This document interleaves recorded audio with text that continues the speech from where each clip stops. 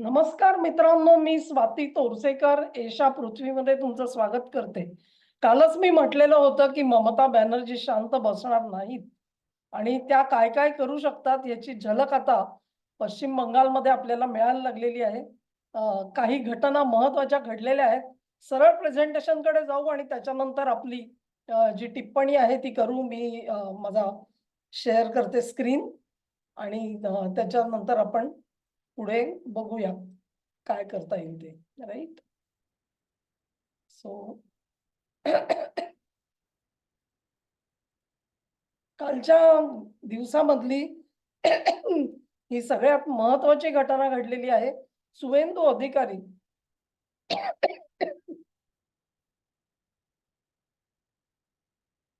कालच्या दिवसामधली पश्चिम बंगालमधली ही अत्यंत ठळक घटना म्हटली पाहिजे. शुभेंदू अधिकारी यांचे पर्सनल सेक्रेटरी म्हणून जे काम करत होते चंद्रनाथ रथ, हे त्यांच्याच गाडीमध्ये बसून एका ठिकाणी जात होते आणि त्यांच्यावरती हल्ला केला गेला. या हल्ल्यामध्ये चंद्रनाथ राथ यांचा मृत्यू झालेला आहे. तेव्हा त्यांची हत्या करण्यात आली. जे वृत्त आहे त्यानुसार अधिकाऱ्यांची जी ब्लॅक स्कॉर्पिओ होती त्याच्यामध्येच ते होते आणि तिथे पॉइंट ब्लँक रेंजवर म्हणजे अगदी अत्यंत जवळून हा गोळीबार केला गेला असे रिपोर्ट्स आहेत. बंगालमधले जे टीव्ही चॅनल्स आहेत ते असं सांगतायत की एक हॅचबॅक गाडी जी आहे ती गाडी येत होती. तिने शुभेंदू अधिकारी यांची गाडी आहे तिला ओव्हरटेक करण्याचा प्रयत्न केला आणि तिला टाळण्यासाठी म्हणून अर्थात यांच्या गाडीचा वेग जेव्हा मंदावला, त्या मंदावलेल्या वेगाच्या त्या बरोबर त्या मोक्याच्या क्षणी मोटरसायकलवाले आले. त्यांनी गोळीबार केला आणि ते पसार झालेले दिसतायत. केवळ त्यांनाच गोळी नाही तर त्यांच्या सोबत एक सहकारी होता त्याला सुद्धा 3 गोळ्या लागल्या. त्याला देखील हॉस्पिटलमध्ये न्यावं लागलं. त्यानंतर शुभेंदू स्वतः हॉस्पिटलपर्यंत गेले परंतु चंद्रनाथ यांचा मृत्यू झाला. चंद्रनाथ हे भारतीय लष्करामध्ये काम करत होते असं वृत्त आलेलं आहे. ते पायदळात होते की वायुदळात होते याबद्दल माझ्या मनात थोडी शंका आहे. परंतु अ, अशा बॅकग्राऊंडचा माणूस हा सतत शुभेंदूंबरोबर होता आणि त्यांनी संपूर्णपणे त्या कामाला वाहून घेतलेलं होतं. तेव्हा चंद्रनाथ ह्यांचा जो मृत्यू आहे त्याच्याकडे आपल्याला दुर्लक्षून चालत नाही कारण काही महत्वाची कामगिरी, जबाबदारी ही शुभेंदूंनी त्यांच्यावरती भविष्य काळामध्ये टाकली असती. दुसरं असं, की ही जी गाडी होती ती शुभेंदूंची होती. म्हणजे हल्लेखोरांचा कदाचित असा समज झाला असेल, की त्या गाडीमध्ये शुभेंदू स्वतः बसलेले आहेत आणि म्हणून हल्ला केला गेलेला होता. तेव्हा मूळ टार्गेट हे शुभेंदूच होते, असंही म्हटलं जातंय किंवा कदाचित हा हल्ला करून त्यांनी एक धोक्याची सूचना म्हणतात ना, वॉर्निंग दिल्यासारखी शुभेंदूंना, की आम्हाला फार क्रॉस करू नका आणि केलंत तर तुमचं काय होईल, हे चंद्रनाथ यांच्या उदाहरणावरून तुम्हाला समजेल. असा इशारा तर दिला गेला नाहीये ना शुभेंदूंना, अशी शंका येते मनामध्ये. हे सगळे ज्या गोष्टी आहेत आता हा जो अटॅक आहे तो प्लॅन्ड अटॅक होता असं म्हणतात. कमीत कमी 10 ते 12 राउंड्स मारल्या गेल्या आणि त्याच्या काही जणांनी असं म्हटलेलं आहे, की ज्या जखमा झाल्या त्याच्यात त्या बुलेट्सना पॉइझन पण लावलेलं होतं असे रिपोर्ट्स आहेत. अर्थात त्याला दुजोरा मिळालेला नाहीये. ही जी मी म्हटलं हॅशबॅक गाडी जी होती ती निसान मायक्रा गाडी होती. ती गाडी कुठून आणलेली होती? ती पार जलपैगुडीपासून सिलिगुडीपासून इथपर्यंत आणली गेलेली होती. त्याची नेम प्लेट बदलली गेलेली होती आणि कलकत्त्यापर्यंत ही गाडी आणली आणि ती फक्त ह्या कामासाठी वापरली गेली. त्यानंतर ती गाडी सोडून अर्थातच हल्लेखोर पसार झाले. ह्याचाच अर्थ असा, की हा पूर्वनियोजित कट होता. कोणी असे 1 आणि 2 दिवसामध्ये असे हल्ले करू शकत नाही. त्याची चांगली रंगीत तालीम सुद्धा या लोकांनी केली असणार आणि संपूर्ण पाळत ठेवलेली असणार आहे, की कोण कुठे आणि कसा जातो ते. ही घटना जी आहे ही अत्यंत गंभीर घटना आहे. ह्याच्या जोडीला आणखीही काही घटना घडल्यात आणि त्याच्यामध्ये रिपोर्ट असा आहे, की West Bengal police arrested TMC leader Kamal Mandal and 4 others in the murder of BJP worker Madhu Mandal in Kolkata's New Town area amid post-poll violence. काल मी एक जे सांगितलेलं होतं, एक बीजेपीचे एमएलए आहेत आणि त्यांच्या भावाला मारण्यात आलं. ती केस एक आहे. ही शिवाय ही परत कलकत्ता न्यू टाउन एरिया मधलीच केस दिसते आणि ह्या मंडलला कुठे पकडला तर तो बांगलादेशात पळून चाललेला होता आणि तिथे त्याला पकडण्यात आला. म्हणजे काही लोक जे आहेत ते आपले आनंद साजरा करतायत. बघा बांगलादेशी सगळे कसे पळून चाललेले आहेत, आपणहून जातायत. पण तसं समजू नका तुम्ही. त्याच्यामध्ये किती हल्लेखोर आणि ह्या ज्या सगळ्या केसेस आपण म्हणतो ना, बलात्काराच्या केसेस, ह्या सगळ्या आता धसाला लावल्या जातील.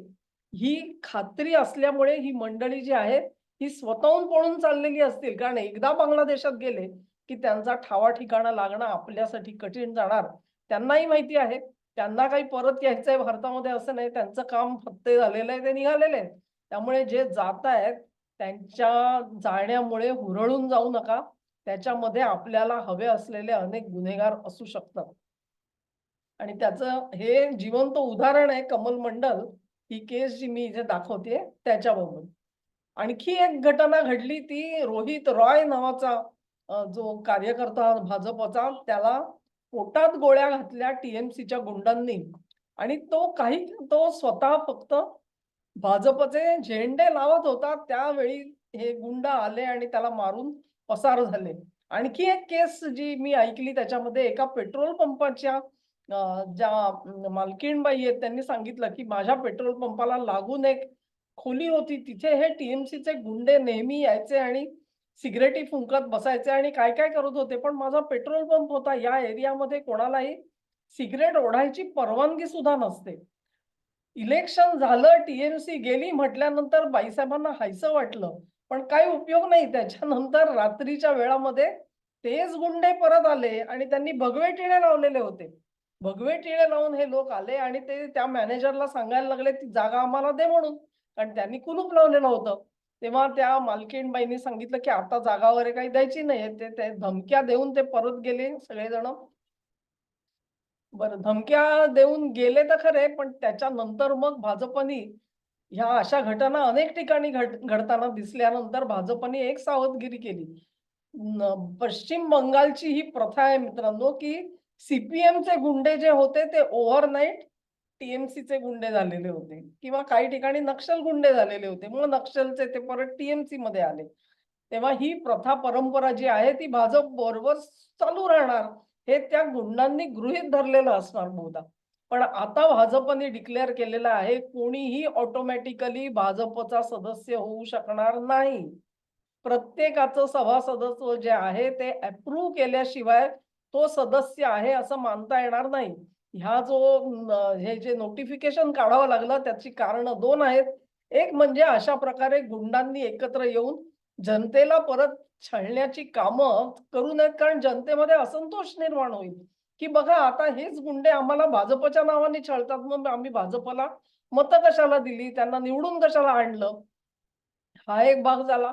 दुसरं असं, की अशी जी क्रिमिनल बॅकग्राऊंडचे हे जे लोक आहेत ते आम्ही आता तर भाजपचेच आहोत असं म्हणून आपल्याला गुन्ह्यामधून आपला बचाव करण्याचे त्यांचे जे मार्ग आहेत, ते मार्ग सुद्धा या नोटिफिकेशननी भाजपनी बंद केलेले आहेत. तेव्हा इरादा सरळ आहे, की या गुंडांना इथून पुढे थारा मिळणार नाही. त्यांची जागा खरी तुरुंगात आहे आणि तिकडे त्यांना लवकरात लवकर पाठवलं गेलं पाहिजे. आणखी जी एक बातमी आली आहे ती तुफानगंज, कूचबिहार हा जिल्हा आहे वेस्ट बेंगॉलचा. तिथे एका मुलीवरती हल्ले केले गेले आणि तिचा फोटो पण दिलेला आहे. संपूर्ण तिच्या पायातून असं रक्त वाहताना दिसतंय. वार झालेले दिसतायत त्याच्यावरती. काय आणि गुन्हा काय त्या मुलीचा? तरुण मुलगी आहे. एक 15-16 वर्षाची असेल फार तर. तिचा गुन्हा इतकाच होता, की तिचे वडील भाजपचं काम करत होते. आणि ते भाजपचं काम करतात म्हणून या मुलीवरती हल्ला केला गेला. अशा घटना ज्या आहेत ह्या वेस्ट बेंगॉलमध्ये घडतायत. ह्यांचं सुसूत्रीकरण कोणी ना कोणीतरी करतंय लक्षात घ्या. म्हणजे एकच दिवस हिंदूंनी आनंद साजरा केलेला आहे. एक दिवस तो सुद्धा सहन होत नाहीये. ताबडतोबीने हल्ले सुरू झाले. ही गोष्ट डोळ्याआड बिलकुल करू नका. का मी सांगते माहितीये का? की हिंदू सुप्त डाराडूर झोपलेले असतात. तुमच्या गल्लीच्या तोंडापर्यंत येऊन कोणीतरी बॉम्बस्फोट करत नाही किंवा तुमच्या आसपासच्या बिल्डिंग मधली एखादी मुलगी अशी पळवून नेली जात नाही. तोवर तुम्ही डोळे उघडणार नाही आहात का? हा प्रश्न आहे. जागे व्हा आणि आपल्या सोबत आपले जे जागे नसलेले बांधव आहेत त्यांना जागं करण्याचा प्रयत्न करा. नाहीतर हे जे सगळं वाचून दाखवते आहे ते तुमच्या एरियात सुद्धा व्हायला फारसा वेळ लागणार नाहीये. भाजपचे एक एम-एल-ए आहेत अर्जुन सिंग. त्यांनी तर अशी मागणी केलेली आहे, की बी-एस-एफचे जे जवान आहेत त्यांना सरळ-सरळ शूट ॲट साइट ऑर्डर्स द्या म्हणून इन्फिल्ट्रेशन थांबवण्यासाठी. म्हणजे येणारा जो नव्याने येणारे लोक आहेत त्यांना थांबवायचं असेल तर त्यांना शूट ॲट साइट करायला सरळ-सरळ ऑर्डर्स देऊन टाका. असं ह्यांची मागणी आहे. ती अर्थातच कितपत मान्य केली जाईल हे आपल्याला बघावं लागेल. पण मागणी आलेली आहे. निदान मागणी करण्याइतकी हिंमत दाखवली गेली ही सुद्धा मोठी गोष्ट आहे. बांगलादेशमधला जो विजय झालेला आहे, ममतांचा पराभव आणि शुभेंदू अधिकारी आणि त्यांच्या नेतृत्वाखालचा भाजप ह्याच्यामुळे बांगलादेशमध्ये प्रचंड अस्वस्थता आहे. मी म्हटलं ना, की पश्चिम बंगाल आणि बंगाल आज ममतांच्या राजवटीमध्ये असे वागत होते, की ते जणू काही एकच राष्ट्र आहे. त्यांच्यासाठी हे इन्फिल्ट्रेशन नव्हतंच, ते घुसखोर नव्हतेच. ते तर मूळचे बंगाली आहेत आणि ते तिथले राइटफुल रेसिडेंट्स आहेत, असंच ममतांना वाटत होतं आणि त्यानुसारच त्यांची सगळी बडदास्त ठेवली गेलेली होती पश्चिम बंगालमध्ये. त्यात हीच विचारसरणी घेऊन जेव्हा वागत होते, त्यावेळेला आता मंडळी परत येणार म्हटल्यानंतर तिथे थरकापाला सुरुवात झालेली आहे. कारण हे सगळे जे सरावलेले गुंडे आहेत, ते तिथे गेल्यानंतर काय करतील, ह्याची आपण फक्त कल्पना करू शकतो. तेव्हा बी-एन-पीचे जे लीडर आहेत अल्ताफ हुसेन मुल्ला त्यांनी उघड-उघड सांगितलेलं आहे, की जर तुम्ही अशा पद्धतीने जर का पश्चिम बंगालमधल्या मुसलमानांना वागवाल, तर त्याची प्रतिक्रिया येईल आणि प्रतिक्रिया काय येईल, की जर का भारतीय मुसलमान सुद्धा एकत्र येतील आणि त्यांच्या ऐक्यामुळे त्यांचं ऐक्य झालं तर भारताचे तुकडे-तुकडे राहिल्याशिवाय राहणार नाही. तेव्हा हा जो तुम्ही मार्ग स्वीकारलेला आहे, या मार्गापासून दूर राहा. अशी इशारा कोण देतोय? तर बांगलादेशचा लीडर. अरे तुझा संबंध काय भारताशी? तू तुझ्या देशाचं बघ, त्याचं काय वाटोळं झालंय ते. पण त्याच्याकडे लक्ष नाहीये. बी आणि जमात तिकडचे जे जमातचे लोक आहेत ते आपल्याला माहिती आहे सीमावर्ती भागामध्ये त्यांना सिस्टमॅटिकली निवडून आणण्यात आलेलं आहे. आणि मी एक व्हिडिओ केलेला होता बांगलादेशमध्ये निवडणुका होत होत्या तेव्हा. सिस्टमॅटिकली हे सगळे बांगलादेशी त्यांना तिकडे नेलं गेलं. त्यांनी तिथे मतदान केलं आणि मग ते परत भारतामध्ये येऊन बसलेले आहेत. तेव्हा हे सगळं करून आणणारे कोण लोक आहेत आणि किती शातीर डोक्याचे लोक आहेत, त्याचा नुसता विचार करू शकता तुम्ही. ह्याशिवाय एक फार मोठी गोष्ट घडलेली आहे. ती अशी आहे, की अ, एक जी तिकडे संघटना आहे जुलै योद्धा म्हणून, त्यांनी ममता बॅनर्जींना असं अपील केलेलं आहे, की तुम्ही पश्चिम बंगाल स्वतंत्र झाला असं डिक्लेअर करा आणि तो बांगलादेशामध्ये विलीन करून टाका. सरळ-सरळ. दिल्लीचा राज्य काही मानू नका, त्यांची काही गरज नाही. नाहीतरी ममता बॅनर्जी या राजीनामा द्यायला तयार नाहीच आहेत. त्या आज रात्री 12 पर्यंत त्या असतील. त्याच्यानंतर त्यांची मुदत संपेल. ती मुदत संपल्यानंतर राष्ट्रपती राजवट जी आहे, ती आपोआप लागू होईल. कारण अजूनही नवा मुख्यमंत्री नेमला गेला नाहीये. तेव्हा काय त्यांनी शपथ घेतली नाहीये. तेव्हा ममता बॅनर्जींना असं आवाहन करण्यात आलेलं आहे, की पश्चिम बंगाल स्वतंत्र झालाय डिक्लेअर करा आणि बांगलादेशामध्ये विलीन करून टाका. मला वाटतं 2000 ते ज्या घडल्या 24 नंतर जुलै ऑगस्टमध्ये मोहम्मद युनूस वगैरे आलेले होते. त्यानंतरची ममता बॅनर्जींचं वक्तव्य तुम्हाला आठवत असेल आणि त्यांनी सांगितलेलं होतं, की जर अशा पद्धतीने बांगलादेशामधून इथे माणसं यायला लागली, तर आम्हाला त्यांना थांबवता येणार नाही. आम्ही त्यांना थांबवणार नाही आहोत. केंद्र सरकारला काय त्यांचं त्यांना वाटतं ते वाटू. म्हणजे हे जे त्यांचं स्टेटमेंट होतं त्यानंतर मी एक व्हिडिओ केलेला होता, की ममता बॅनर्जी समजतात काय? त्या काय जॉइंट बंगालच्या स्वतःला पंतप्रधान समजतात की काय? की भविष्यामध्ये आपण इथले पंतप्रधान होणार आहोत. असं त्यांना कोणी आश्वासन दिलंय का? आणि हे आश्वासन देणारे कोण? बाहेरचे सोरोसवाले आहेत का? CIA आहेत का? आणि कोण आहेत? याचा छडा घेतला पाहिजे. तेव्हा आता हा जो आवाज येतो आहे बंगालमधून हा महत्वाचा आहे. तो ममता बॅनर्जींना आवाहन करतोय, की आता ठीक आहे, आता मुक्ती तुमची जाहीर करा. मुक्ती जाहीर करा आणि आमच्यामध्ये विलीन व्हा, असाच त्याचा अर्थ होतो. अशा पद्धतीने जर का हीच फिगर जी आहे ती आणखी एक अन्सारुल बांगला टीममधून अशाच पद्धतीचे अ, एक आवाहनं करण्यात येत आहेत आणि ही अत्यंत भयंकर मुश्किल बाब झालेली आहे.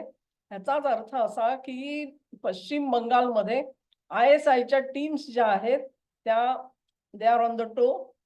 त्या ॲक्टिव्हेटेड आहेत. स्लीपर सेल्स ॲक्टिव्हेट झालेले आहेत आणि हे जे वातावरण आहे ते अत्यंत भीषण आहे.